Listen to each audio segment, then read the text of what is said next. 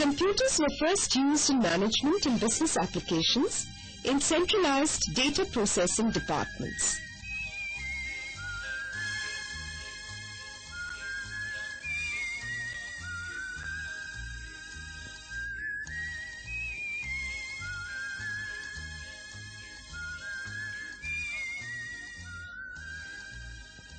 These departments were manned by computer specialists who were the only persons who were allowed access to the machines. For example, computer operators who are trained to operate various equipment. Operators load and unload storage devices like disk drives so that data is processed by the computer.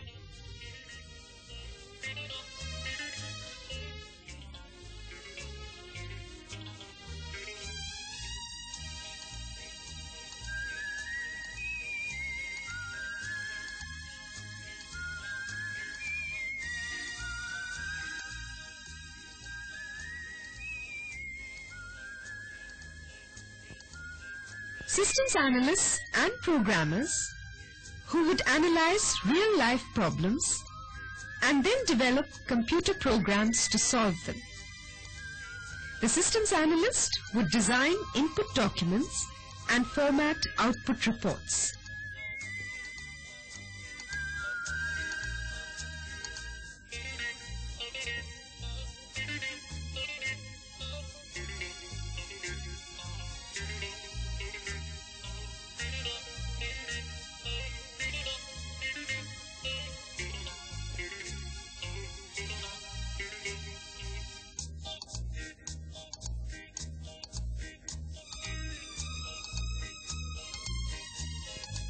Later, terminals were provided to users for certain applications.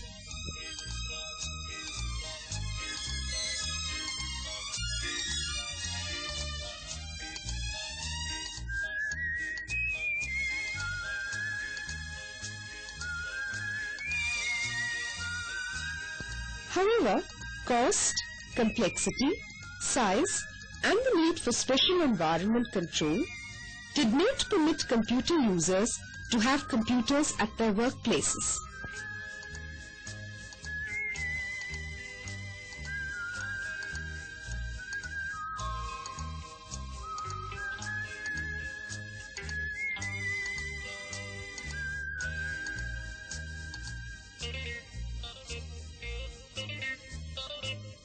Today, all this has changed with the advent of microcomputers.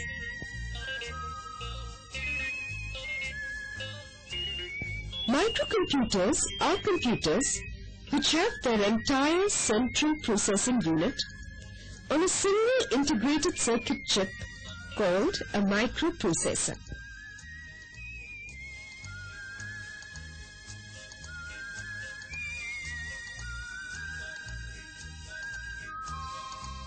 Powerful microcomputers are now available, which can do many of the jobs earlier done by large computers.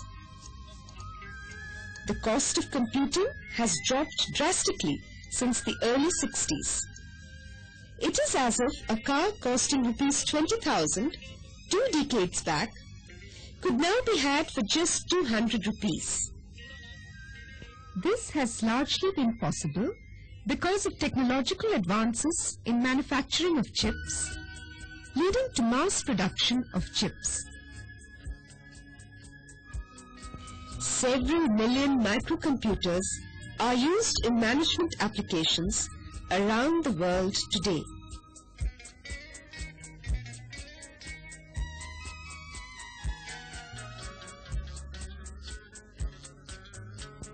In India, the projections are that in the 90s, several lakhs of these machines will be installed.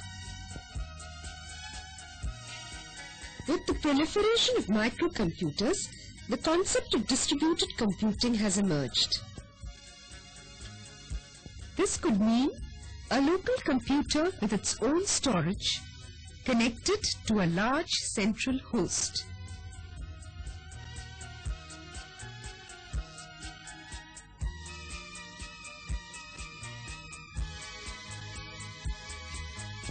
In distributed computing, a number of computers are dispersed in different parts of an organization and interconnected using special cables, telephone lines, or other telecommunication media. This allows data and programs to be easily shared.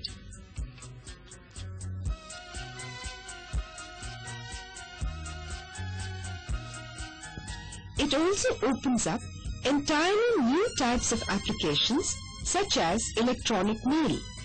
For many applications, even physical movement of floppies is sufficient. Microcomputers are structurally similar to large computers in that they have the same basic components. Input devices. CPU, that is, Central Processing Unit, main memory and secondary memory.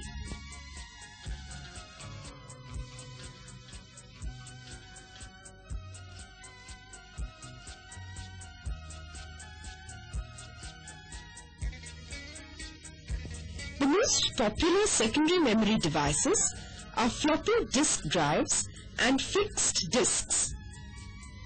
Floppy disks store from 140,000 bytes up to 1,000,000 bytes. Fixed disks can store up to 40 million bytes. One of the output devices is the visual display unit.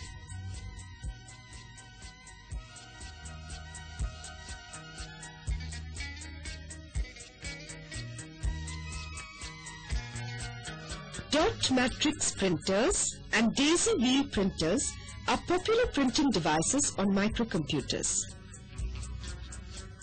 Most microcomputers have between 16 kilobytes and 2 megabytes of memory. The typical word size of microcomputers when they were introduced in business in the late 70s was 8 bits. Today, the most common word size is 16 bits. It is virtually certain that in the next few years, 32 bits microcomputers will be very common. Although today, their numbers are somewhat limited due to cost and scarcity of software.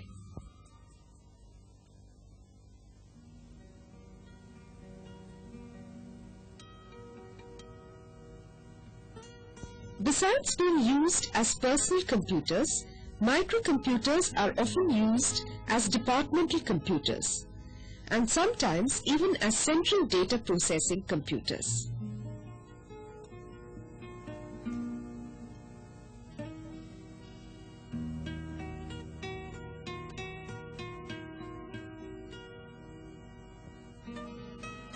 Operating a personal computer is also very simple.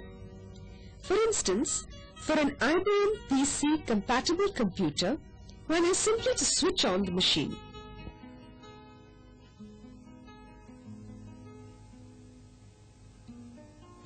The computer first checks whether all the parts of the CPU are functioning well.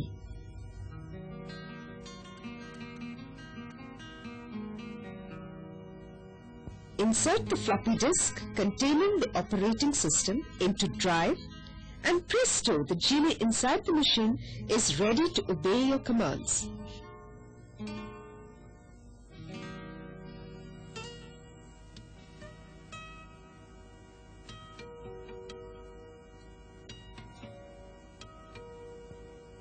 Today, software is available that runs on personal computers, which is user-friendly, and that enables development of application by persons with a small amount of training.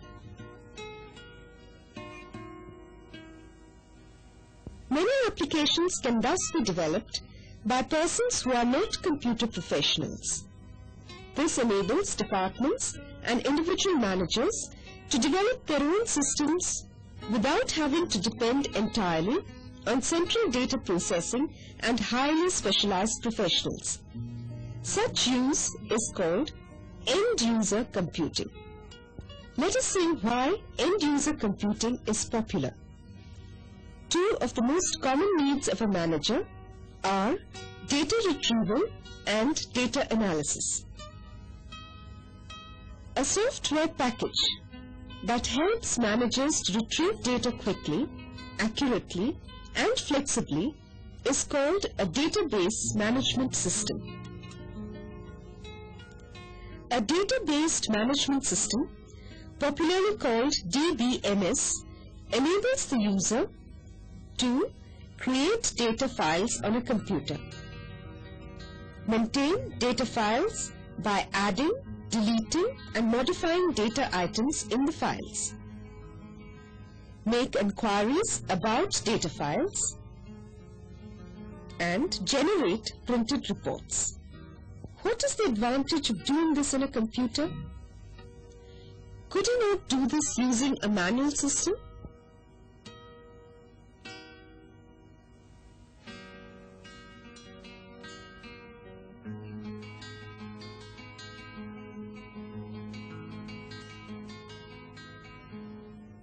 Let us see how a purchase manager makes use of a DBMS. He maintains a data file of unfilled purchase orders on the computer. Whenever he gets an indent to buy an item, he makes out a purchase order. He enters the details of each purchase order into the purchase order file.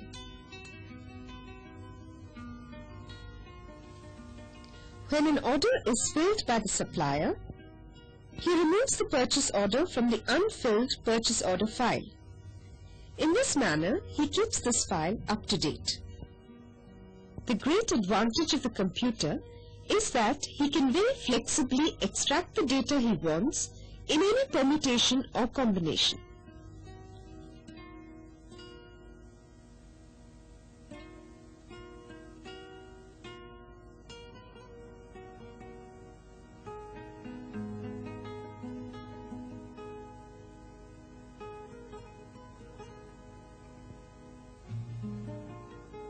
Let us look at some typical queries.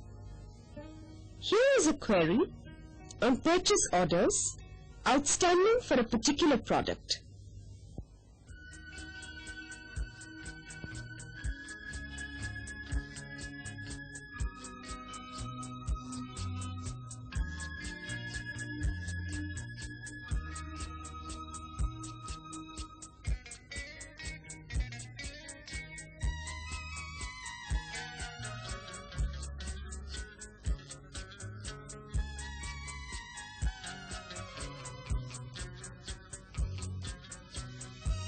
Six orders are outstanding.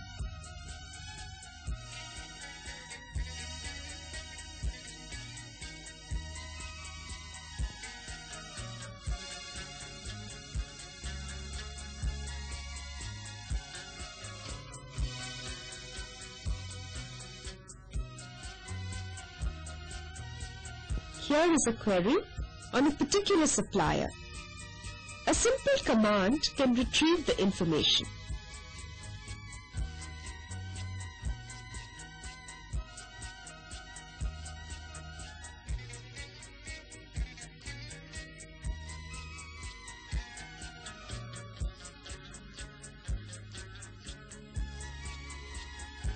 The boss is going to Bombay and he wants a list of suppliers there.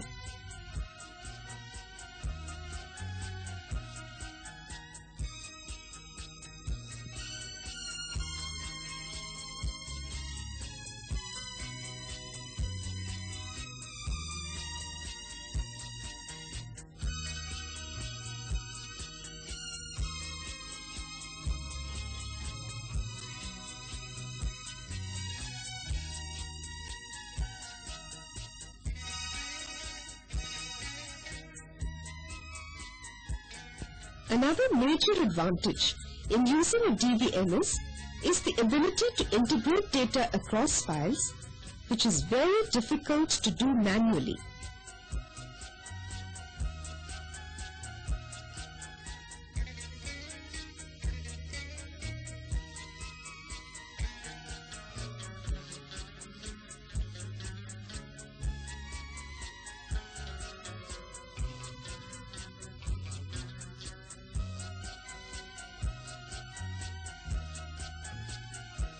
For example, from a file in the computer giving rejected quantities of the product supplied, we could link with supplier cost and lead time data to give managers a clear understanding of how the suppliers are performing on different products.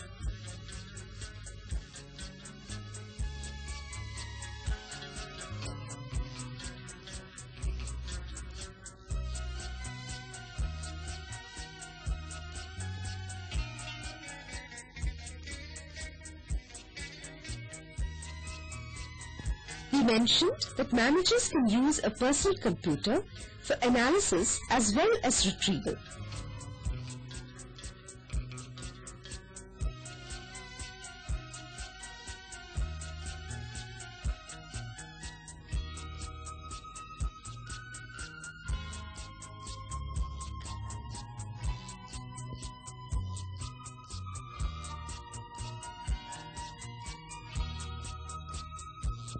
A common type of analysis that is very useful for managers is what-if analysis.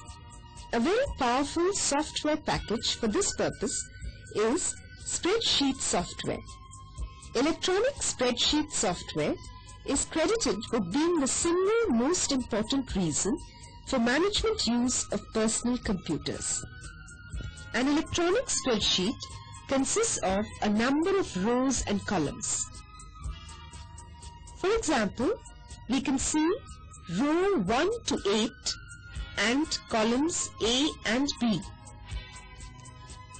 A cursor is used to indicate a cell which is defined by a particular row and column. Now we are moving the cursor to the right, a column at each time. A spreadsheet can be much larger than what is visible on the screen. Hundreds of columns and thousands of rows.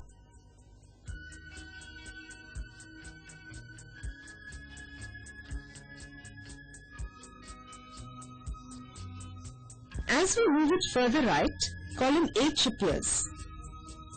Similarly, by moving the cursor down, we can see rows below 20.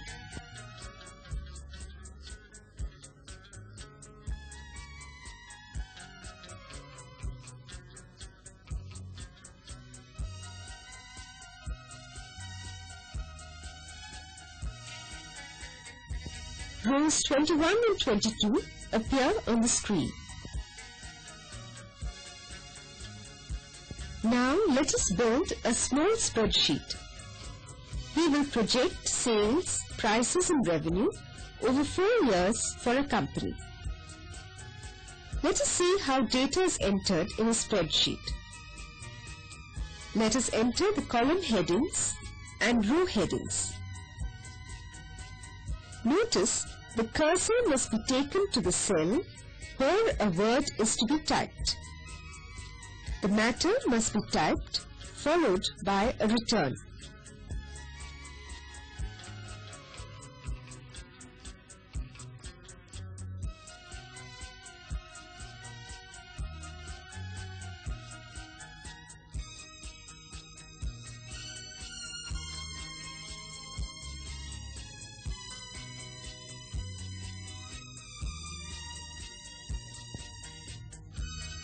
In addition to text and numbers, we can store formulae in a cell. A formula indicates how the value of the chosen cell depends on the other cells in the worksheet. For example, if cell C3 contains the sales quantity of a product and cell C4 contains the price, a formula in C6 typed as C3 into C4 always shows the revenue, whatever the values of quantity and price in cells C3 and C4. Similarly, all the necessary formulae can be typed in each cell. The most important capability that a spreadsheet offers is that of straightforward, rapid and unobtrusive sensitivity analysis. Once a spreadsheet has been set up, it is very easy to answer what if questions. Let us see how that is done. As we change sales quantity from 160 to 170, new revenue is computed automatically. The change from 2720 to 2890 is displayed immediately. A price change to 20 again changes revenue in cell C6. A change of growth rate to 8 shows how the entire calculations will change. Spreadsheet models have a simplicity which makes them natural for users. They find use in a surprising variety of applications.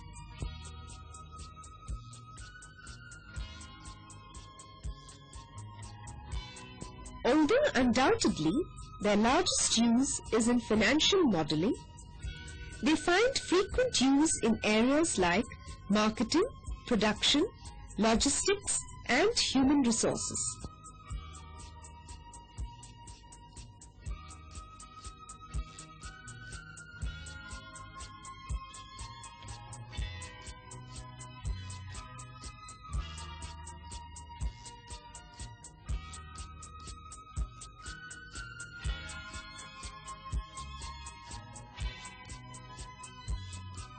Let us look at a typical management decision regarding investment in a new plant.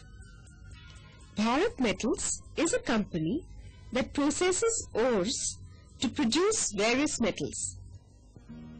The general manager of Bharat Metals has called a meeting of Ms. Shabnam, the marketing manager, and Mr. Parekh, the production man, to discuss an investment proposal to put up a plant for producing celium.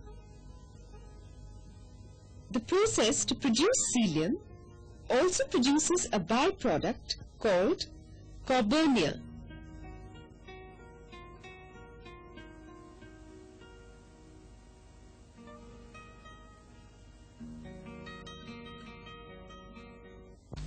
Well, dear friends, as you know, we have been examining the viability of setting up a 20 million ton project to produce celium. I have asked my executive assistant to put together the data. I think it is before you. Please turn to it. If you look at the analysis, you will see that for a total capital cost of rupees 10.2 crores, we will get a return on investment of 8.36%. Any suggestions or comments? Mr. Parekh, the production viewpoint. The figures assume that it will take 6 years to reach full capacity.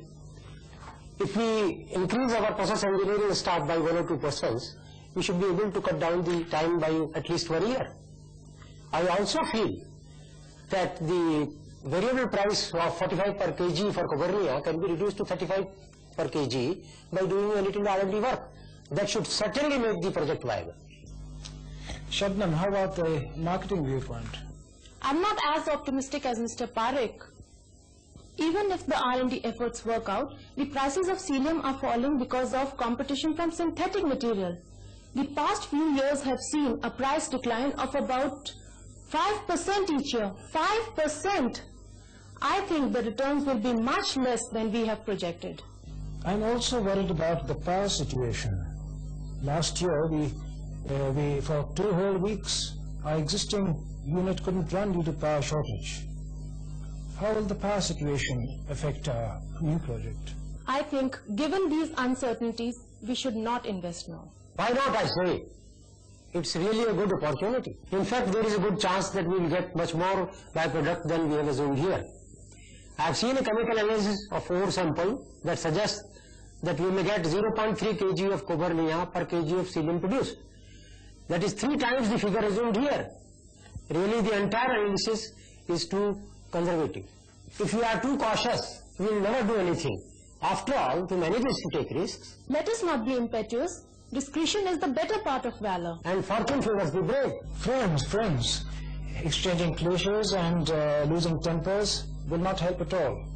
we need to look at the problem carefully and dispassionately.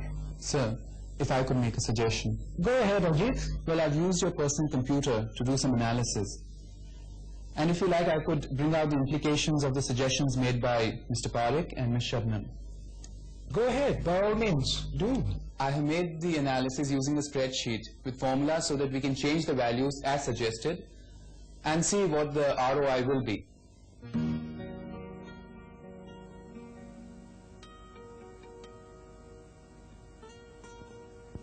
We are now looking at the analysis done by the Executive Assistant Ajit. The complete spreadsheet with all the formulae has already been developed.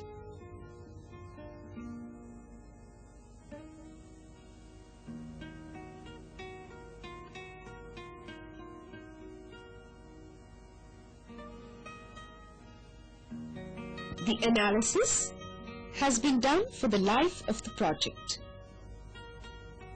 Each row displays important items of information like production of cilium, revenues, different costs, profits.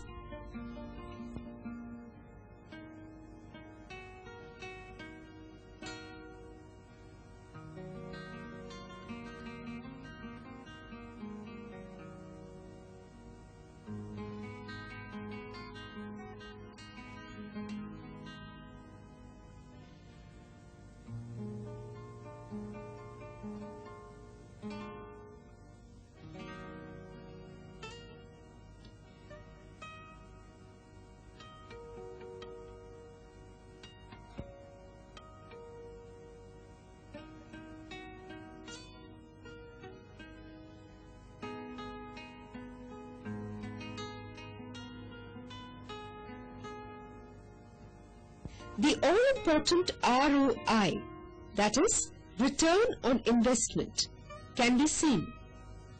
8.36% was the value of ROI in the initial proposal.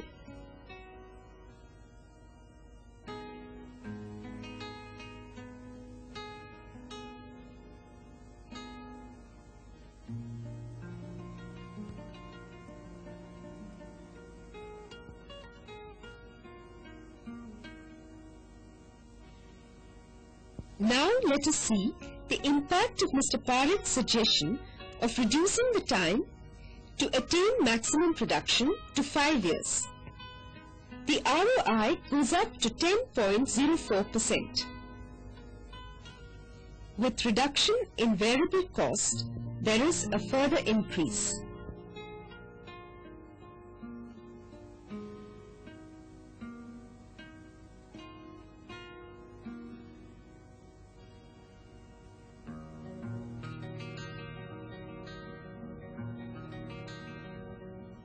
When the byproduct is increased, the increase in ROI is dramatic. Ajit must have surely impressed his boss, and Bharat Metals has a more complete analysis of the new investment proposal.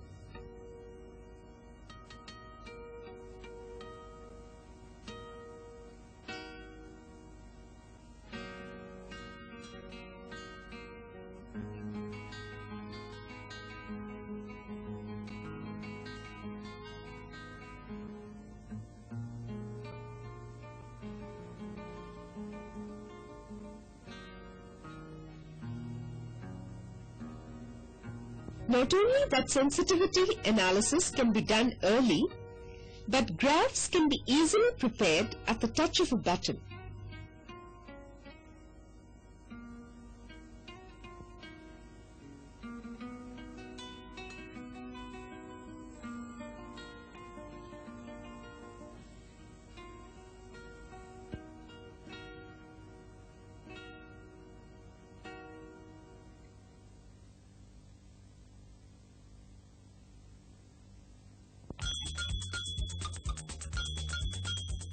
Database management systems and spreadsheets are two of the earliest and most important uses of personal computers by managers. However, PCs are opening up many application areas for effective managerial computing. Data communication and presentation graphics are just two examples. Many more applications will emerge as faster, more reliable, cheaper and smaller computers become available.